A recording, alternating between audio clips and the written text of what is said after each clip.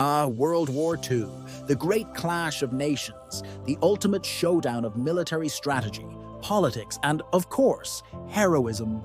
But when we think of war heroes, who comes to mind? Usually, it's the guys. Churchill puffing on a cigar, Eisenhower looking like someone who knows exactly how to plan a barbecue and a beach landing at the same time, or Patton slapping some poor soldier. But what if I told you that one of the fiercest, most feared combat groups during World War II wasn't led by men at all, but by women?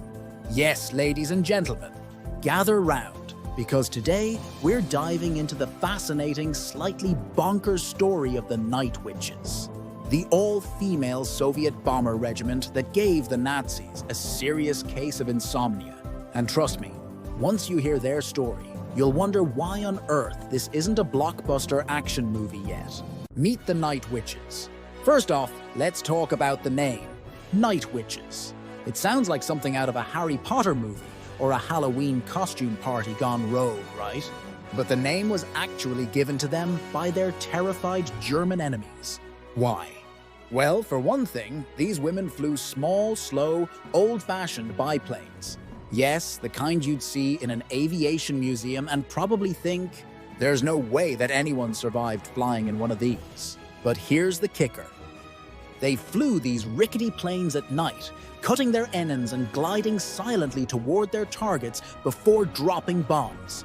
Imagine the German soldiers, snug in their beds, suddenly hearing a faint whoosh overhead, followed by a fiery explosion. It was like they were being haunted from the sky.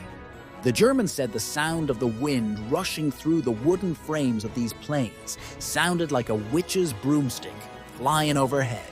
Hence the nickname, Night Witches. Fun fact, the women actually loved the name. I mean, who wouldn't? If you're going to terrorize Nazis, why not embrace the whole witch aesthetic? Who were they? Now let's meet the ladies behind the legend. The 588th Night Bomber Regiment was made up entirely of female volunteers, most of them in their late teens or early 20s. Just think about that for a second. These weren't seasoned military veterans. They were the students, teachers, and factory workers who, when their country called, traded books and tools for flight goggles and leather jackets. They'd barely learned how to drive a car before they were learning to fly planes. And speaking of planes, oh boy, if you thought the Night Witches were flying in something sleek and modern like a Spitfire, think again. Their ride was the Polikarpov Po-2, a biplane originally designed in the 1920s as a crop duster. Yep, you heard that right. These fearless women were bombing the enemy in planes meant for spraying fertilizer. No armor, no fancy radar, no parachutes. Just a couple of bombs strapped to the wings and a pilot with nerves of steel. But don't let the rickety nature of the Po-2 fool you. It was actually perfect for their night raids. The plane was so slow that it could maneuver in ways faster aircraft couldn't, and it had an incredibly short landing distance, meaning they could take off and land in fields, forests, or any patch of flat ground they could find. In short, the Germans' fancy, high-tech planes couldn't keep up with these flying lawnmowers. Now, life wasn't all glamorous mid-air bombing runs and scaring the living daylights out of the enemy. Being a night witch was hard. First off, the women had to fly under the most difficult conditions. They flew without parachutes, because let's be real, there was no point.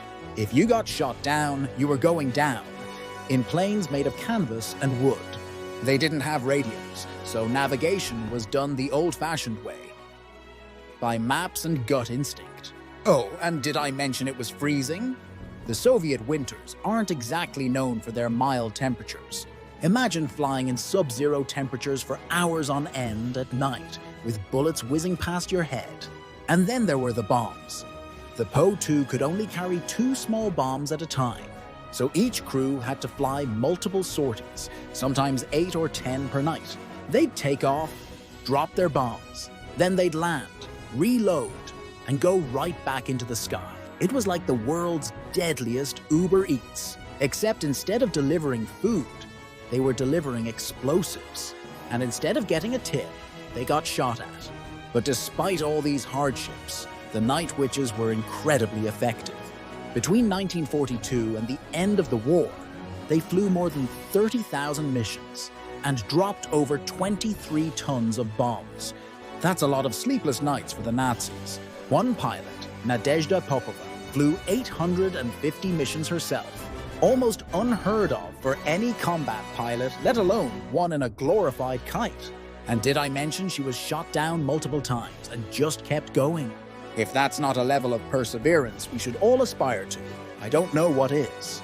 Let's circle back to the German perspective for a second, because you know you've made an impact when your enemy starts handing out special awards just for killing you. That's right. The Luftwaffe, Germany's Air Force, gave their pilots a prestigious medal if they managed to shoot down a night witch. They found these women so terrifying that shooting down one of their tiny, slow-moving planes was seen as a major victory. Imagine that. You're a German ace, flying the latest in warplane technology, and your biggest challenge is a wooden biplane piloted by a 20-year-old woman from Siberia. One of the reasons the Night Witches were so hard to shoot down was their brilliant tactic of flying low, right at treetop level, and cutting their engines just before the bombing run. This made them almost impossible to detect on radar, and by the time you realized what was happening, it was too late.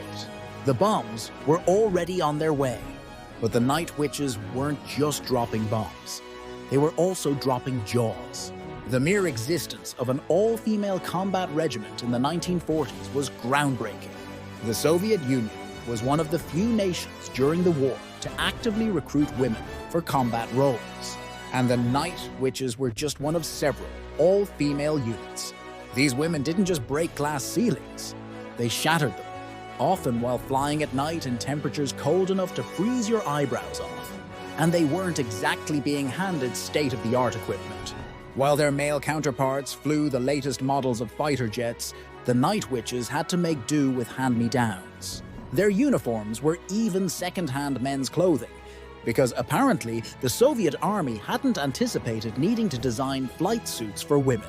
So these women not only flew combat missions, they did it while dressed like their dads.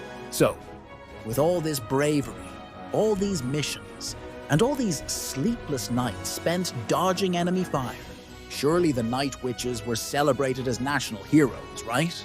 Well, sort of. As with so many heroic women in history, their accomplishments were largely overshadowed by their male counterparts. It wasn't until decades later that their story started gaining the recognition it deserved. In total, 23 members of the Night Witches were awarded the title of Hero of the Soviet Union, the highest honor in the country, but many more faded into obscurity after the war. Their accomplishments forgotten or minimized, but in recent years, their legacy has been making a comeback, and for good reason. These women were trailblazers. Not just in the air, but in society, proving that women could not only participate in, but excel at the most dangerous and demanding aspects of war. By the end of the war, the Night Witches had struck terror into the hearts of the German army and earned the respect of their Soviet comrades. When the dust settled, they returned to civilian life, many going back to the quiet professions they'd left behind. But they had forever changed the perception of what women could achieve in war, in the air, and beyond. So the next time someone says, "War is no place for women," feel free to remind them about the Night Witches, the brave young women who flew into the night and showed the world that courage knows no gender, and who definitely put the witch in witchcraft. We hope you enjoyed this tale of feminine valor. Don't forget to like and subscribe so we can bring you more great content.